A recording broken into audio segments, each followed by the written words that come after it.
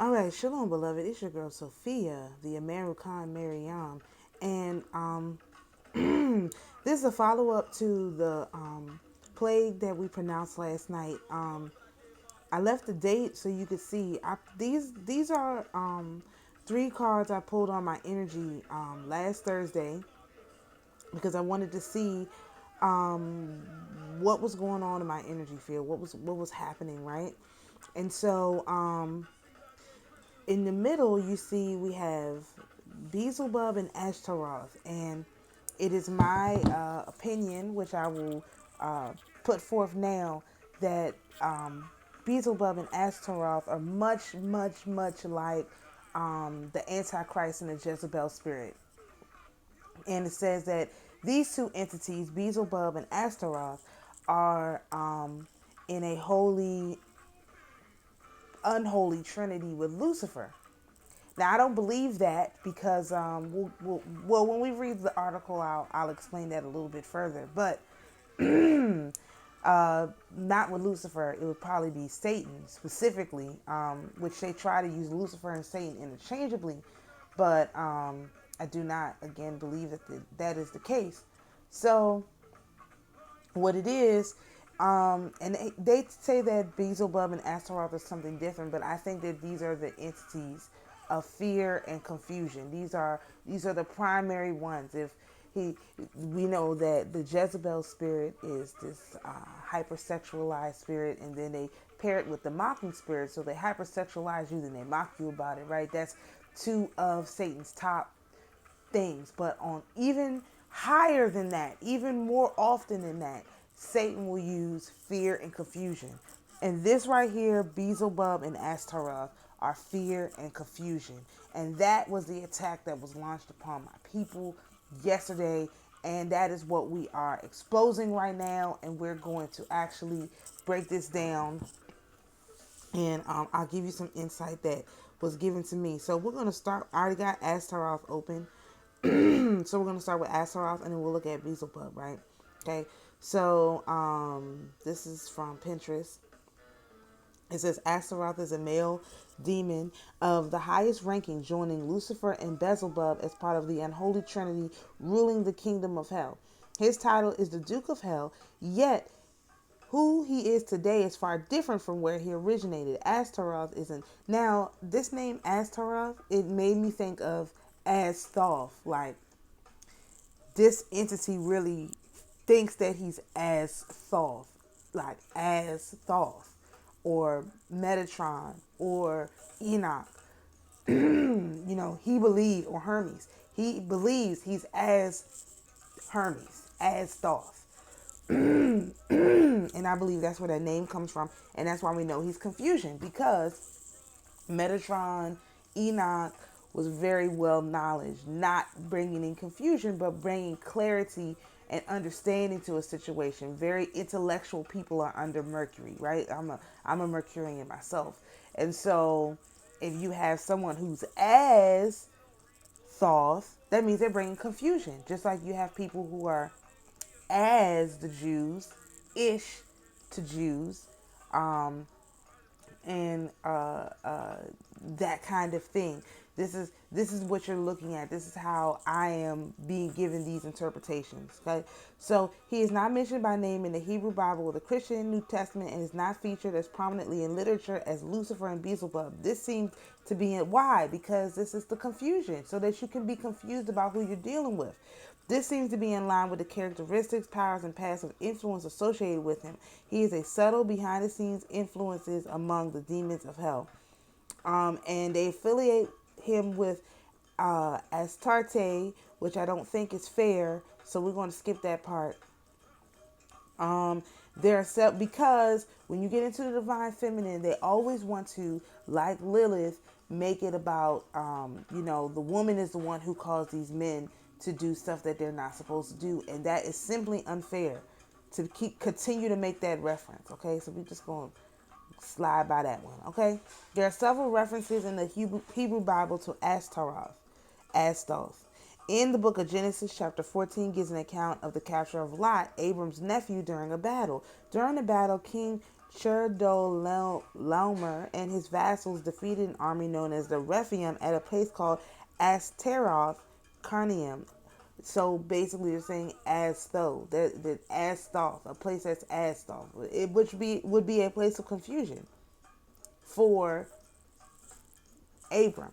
Okay, Joshua's chapter 9 and 12 refer to the same location. As the Hebrews' reputation for conquest grew, many of the people already present in Canaan began to seek peace treaties with them. One of the places this happened was a city east of the Jordan River called Ashtaroth.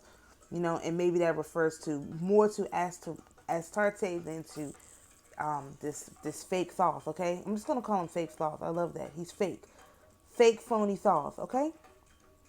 The name of a god is being used to name a city. Okay, they're talking about Athens as in Athena. Subsequent references in the books of Judges and 1 Samuel refer to the Hebrew people putting away Baals and Astaroths. Fear and confusion. Putting away the fear of Baal and the confusion. Okay? The fear of the Lords, because Baal is a title, and we'll get to that when we talk about Baal. Referring to foreign gods which the people had been worshiping, were turning away from and back to Yahweh. And then we have Astaroth in demonology. It seems as the name Astaroth was appropriated and adapted from these references to a male demon during the 16th century. Multiple early works on demonology, including False Monarchy of Demons, published in 1577, which I need to look for that book, by Johann, described Astaroth as a male demon, the Duke of Hell, and member of the evil Trinity alongside Lucifer and Beelzebub. His power and influence over men does not come from the typical form of physical strength. Rather, he teaches human sciences and mathematics, which lead to the use of magical arts. Fear and confusion. That's the confusion, because they teach it wrong.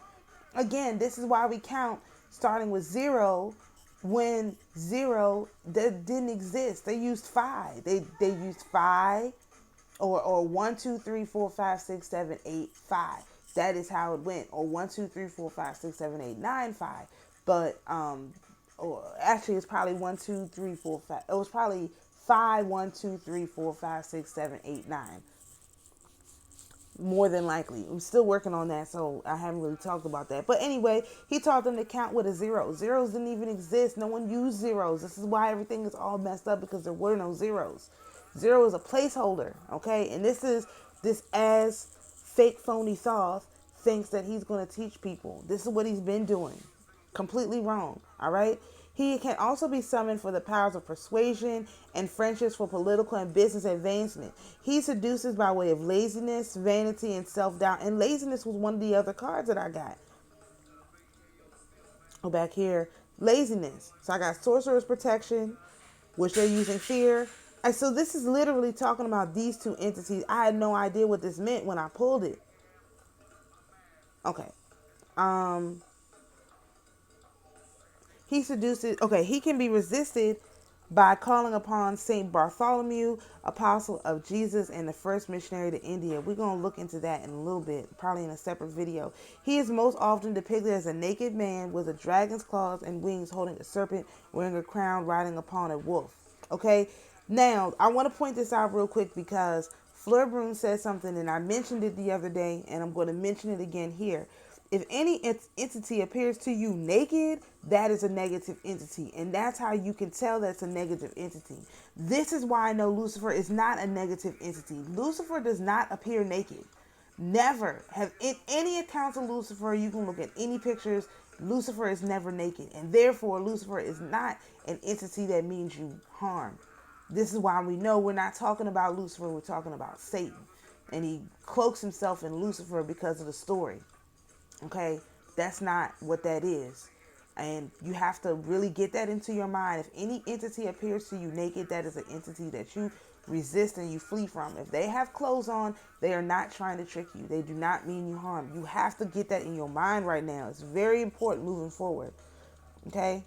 Then they talk about the modern culture. Okay, so this is Astaroth. Now let's look at Baal, and you will see exactly what I'm talking about here, because this is crazy. Let me go back. Here we go. All right, so Okay, we gotta wait for it to show up. Come on now. Here we go. All right. Beelzebub, which we know is fear, is a demon associated with evil. So fear and confusion always come together. Always. Just like Jezebel always comes with the mocking spirit, fear always comes with confusion. We want to keep that in mind as we're navigating through these spiritual streets, okay? Beelzebub is a name associated with evil, demons, and the devil himself. While the name itself is multi-layered and its meaning and variations, the character of Beelzebub has significant influence on religion and culture. So who exactly is this guy? There's some variation of spelling. This is really important, and it is not uncommon to find the name rendered Beelzebub. Beelzebul. This is due to primarily differences in translation. Scholarly consensus is that the name originates from the ancient Philistia, and we know the Philistines are the ones who were attacking. David had to take them out and all of this. So this is a long held enemy of our people. Okay, all the way back to our brother David, the father. So the city of Ekron worshipped a god whose name was Beelzebub. This is so important. Baal is a title.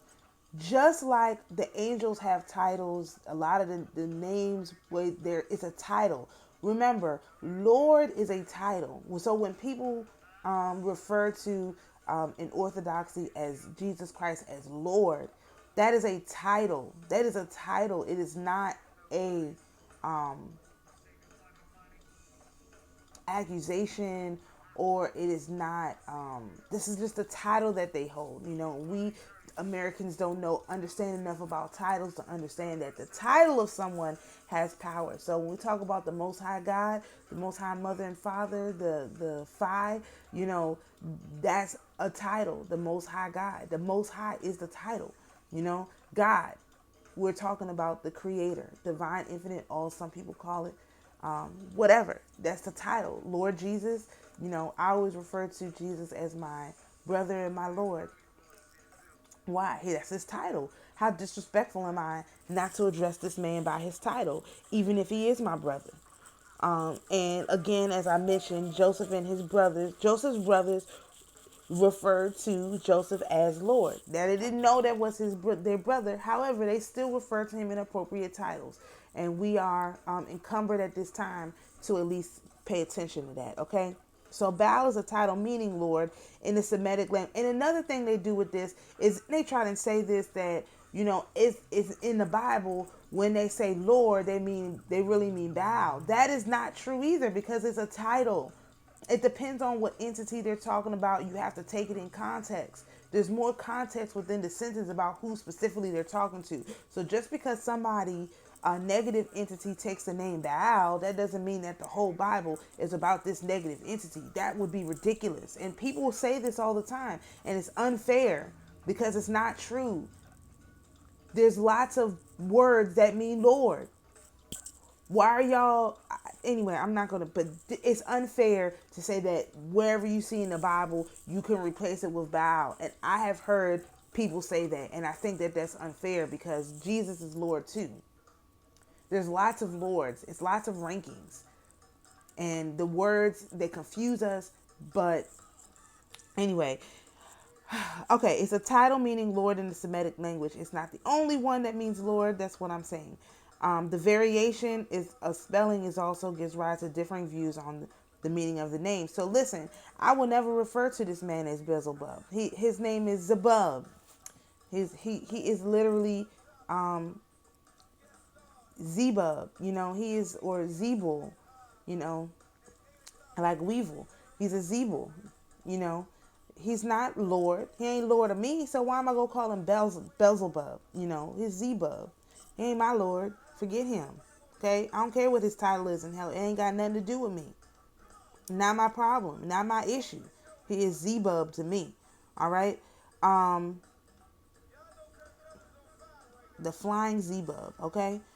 All right. The flying Zebub strictly translates to mean Lord of the Flies.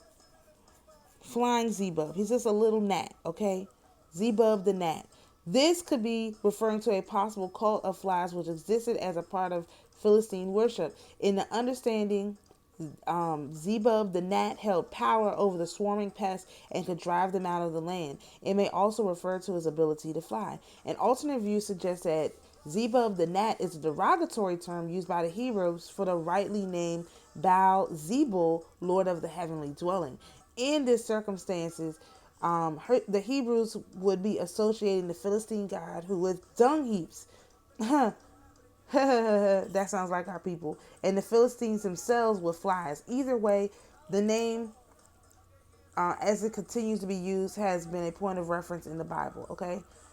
All right. Direct reference to Zebub the gnat is made in 2 Kings 1, 2, and 3, where the story of is told of King Ahaziah falling and injuring himself. He responds by sending messengers to Ekron to ask for Zebub the gnat, or actually Baal-zebub, whether he will recover. The Hebrew prophet Elijah, my man Elijah, hears of what the king has done and confronts him, prophesying that he will indeed die from his injuries because he sought to ask the God of the Philistines as if there were no God in Israel, Yahweh, who could answer. Implied in his prophecy is that Yahweh is the one who has the power to heal, not foreign gods.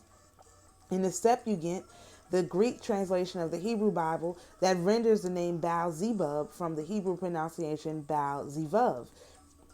Some of the uncertainty around the translation of the name can be seen in comparing the narrative of 2 Kings with the use of the word Zebul in 1 Kings 8. While dedicating the temple, King Solomon declares, I have built thee an exalted house. I don't know what that has to do with anything. All right. The Christian Bible carried on the preference using Beelzebub or Zebub the gnat. It was used in the early versions translated in Syriac or Aramaic, then copied into the Latin Vulgate that became the official Roman Catholic version of the Bible for centuries during the Middle Ages. In 1611, the first edition of the King James Version of the Bible utilized the same spelling for its English translation.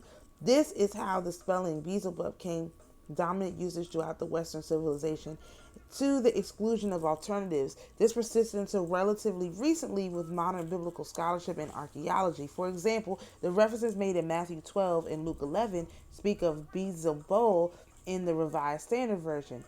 The use in Matthew 12, this is important, repeated in Luke 11 is part of Jesus' interaction with the Pharisees, Levitical priests. These religious leaders accused Jesus of being able to cast out demons by the power of the greater demon, Beelzebub, Zebub the gnat. Jesus responds with the famous words, no city or house divided against itself will stand. Matthew 12:25. Again, this statement, no city or house divided against itself will stand, is exactly why the negative so-called demonic entities are revolting in numbers. These people do not want to work with these negative humanoid entities stationed all over the planet. They are tired of them, and because they are not willing to work with them, their house of evil and wickedness cannot stand. We have the victory already. We just have to take out these little strongholds like fear and confusion, or like we did a little while ago with the Antichrist and Jezebel. Okay, Jesus goes on to explain the illogicality of Satan being against himself, and that if it is by the power of Beelzebub that he casts out demons, he asked the Pharisees how to do it. Why? Because the Levites would have known how to do it, because they was working with Satan hand in hand. Okay? Apparently, Jesus' opponents calling him Beelzebub was not new to him. He was all, and listen, why? Because Baal is the title Lord. They were already calling him Lord of the Darkness. Because why? They could not imagine that there was a Lord of the Light. So because they could only see darkness, they would of course assume that Jesus was operating in the dark. This makes all of that story about the Levitical priests, the Pharisees and Sadducees make sense.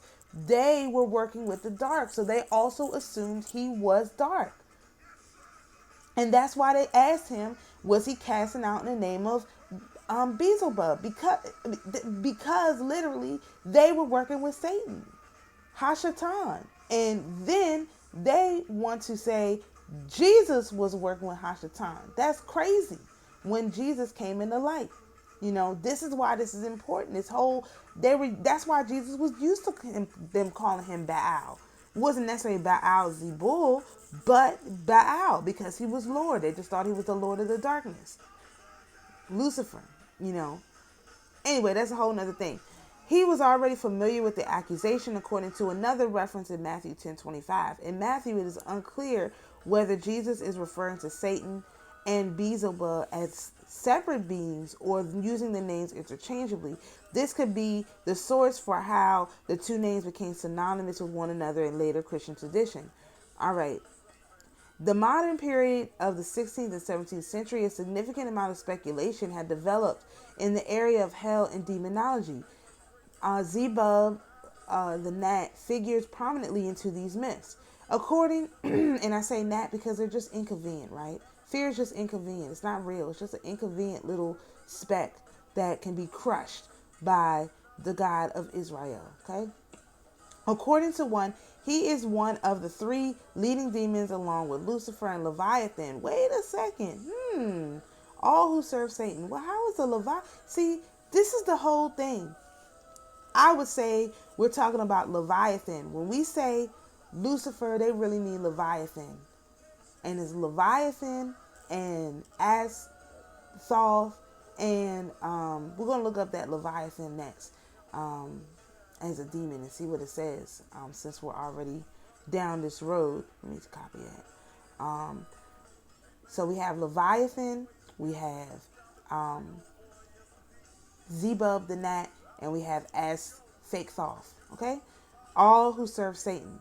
In another, he led a revolt against Satan in hell. He probably led a revolt. Zebub the gnat probably led a revolt against Lucifer. You know, that would make more sense. Is Lucifer's lieutenant of the Order of the Fly, a court of demons in hell. Okay, we're going to see. But then they talk about, of course, how they killed our women in the witch trials. We're not going to read all of this. I just wanted to say, okay, see how they try and hide his powers? This is the last paragraph. He's associated with the vices of pride and gluttony, right? And it doesn't even say when he comes what he looks like. Isn't that funny? Let me see. That's very interesting. They never talk about what he okay, all right, let's look at Leviathan real quick. Since we're putting this together, who Hashatan is. Okay.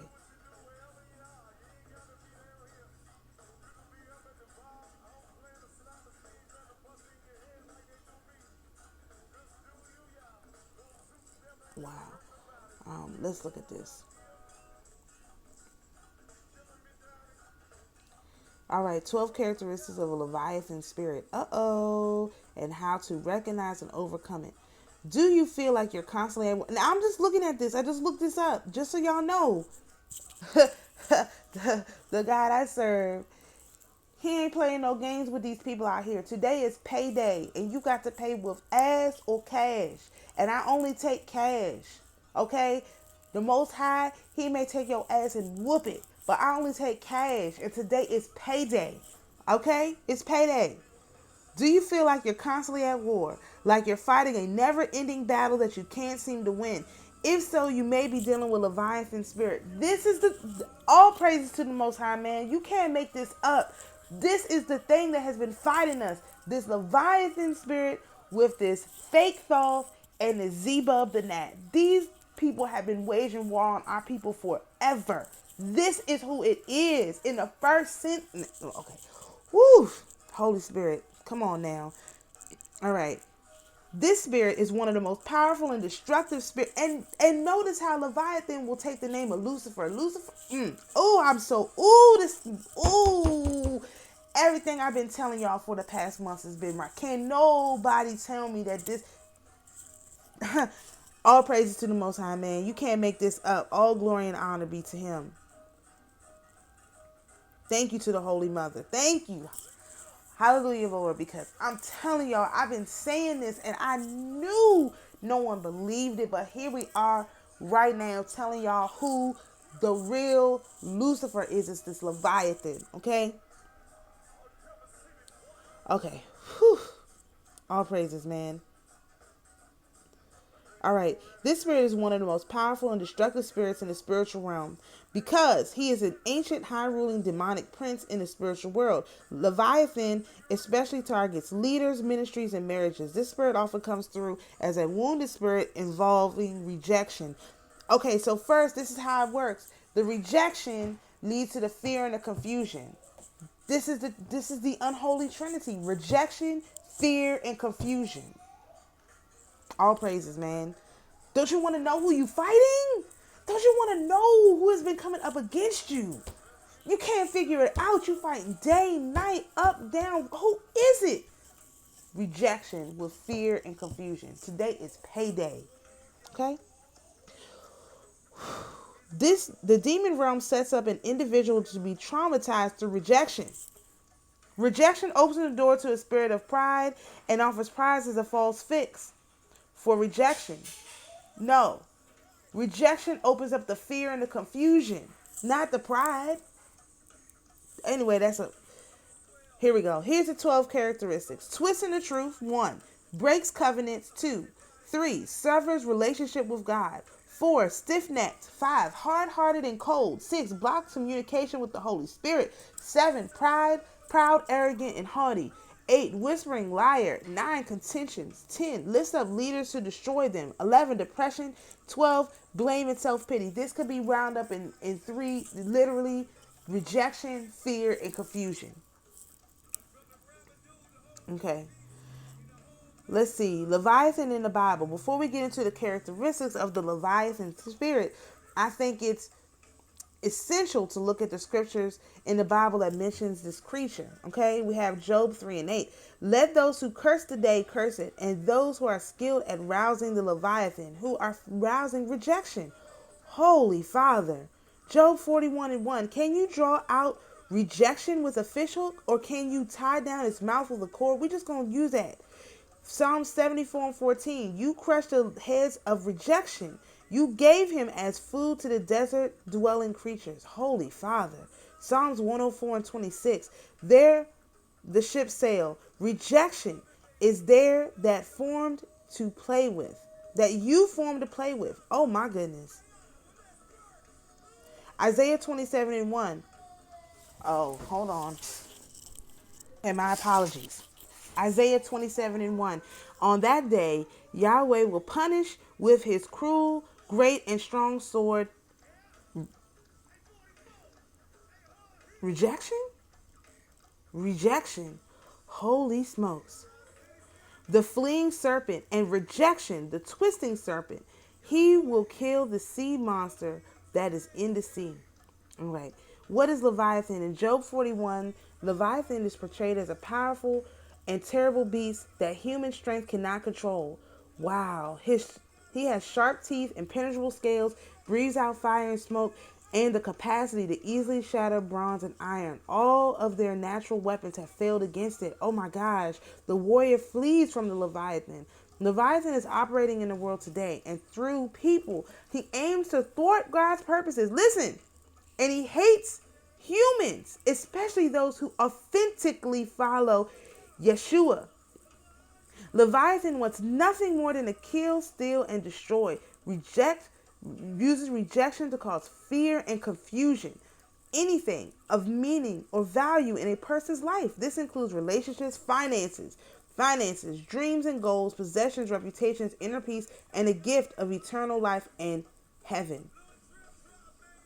Leviathan is the ancient force of chaos that had fear and confusion that has been around since before God made mankind. It's sometimes referred to as a dragon or sea monster in modern biblical translations. Yam, the twisting serpent, and the Baal cycle tablets and Lotank in Canaanite mythology. Lord cycle tablets, okay? Look, I'm not going to go. Oh, Second Esdras. Let's see this. In the apocryphal book of Second Esdras, we read once again about Leviathan. Second Esdras was in the original 1611 King James Bible. It talks about Leviathan being created by God before man existed.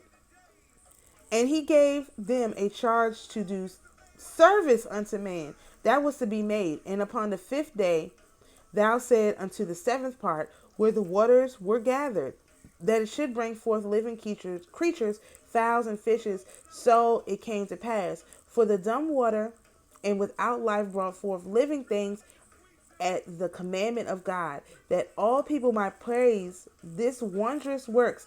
Then didst thou ordain two living creatures, the one thou called Enoch, the other Leviathan. Now, oh my goodness, what did I tell y'all? As Torah, as Enoch, and did separate one from the other for the seventh part, namely, where the water was gathered together, might not hold them both.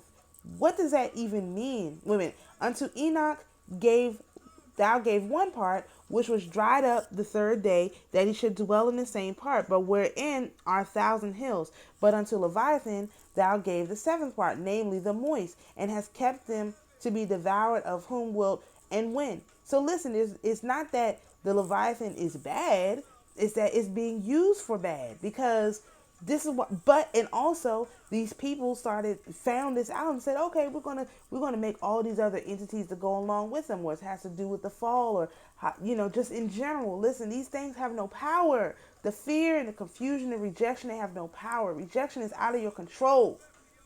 There's nothing you can do to avoid rejection. You can just choose to not be as Thoth, but to walk in the power of Enoch. Don't be as Enoch. Don't be as Thoth. Walk in the power. Walk in the knowledge. Don't be in confusion. Walk in knowledge.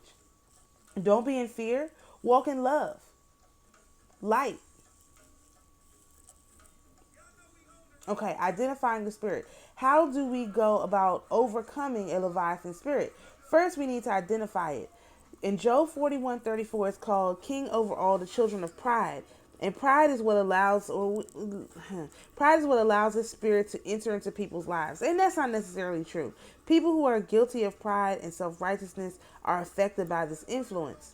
The pride we're talking about is a prideful, puffed up spirit, not to be confused with being proud of someone for doing well or being proud of a project you made or an accomplishment. Rather, pride goes to a person's head and plants a seed in their heart. They begin the process of self-worship. That is being prideful. And that's the pride I'm referring to. I don't agree with that necessarily. Okay, so then it goes into, I'm not going to read all of this. Listen, let me go back to this. These are the cards that I pulled last Thursday. I did not know that this attack was coming, but you could clearly see the spirit realm was giving me a warning. And I really don't talk about readings I do for myself online if I can avoid it. But we have this fake Zebub the Gnat, this as fake Thoth, and then we have the Leviathan, which is rejection, that have come together and think that they're going to rear their ugly head and torment us. Today is payday, and the payment is ass or cash. I only take cash, which means that my father and my brother and my mother is about to whoop that ass. I have nothing to say, nothing to do with this. I just pulled the card and I bring you the information so you can know who you're fighting against. So when that rejection comes up, you know it's going to be right behind it is fear and confusion. And so you could just say, the rejection is not real. The Most High didn't reject you. We are the builders. We are the stone that the builder rejected. We're not rejected by the Most High. The Most High didn't reject us. Man rejected us. What can we do about man rejecting us? What we can do is say, go to your father, the Most High God, mother and father. Tell them, the builder rejected me. I need love. And I need wisdom. I need Sophia. And I need, Aries. Aries and Sophia. I need the love and I need the wisdom to come and to be with me and to comfort me as I go through this. Because I know the rejection has I have nothing to do with the rejection. The rejection is not something I can prevent. The Leviathan, you can't prevent the Leviathan from coming. You can just mitigate your responses and just know that there are sisters out here holding the vibration so that you can overcome this. Don't walk in fear.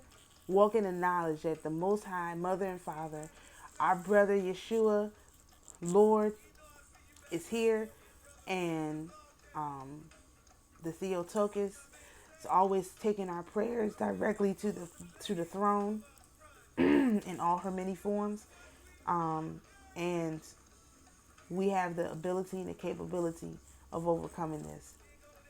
So shalom, everyone, and I'll see you in the next video.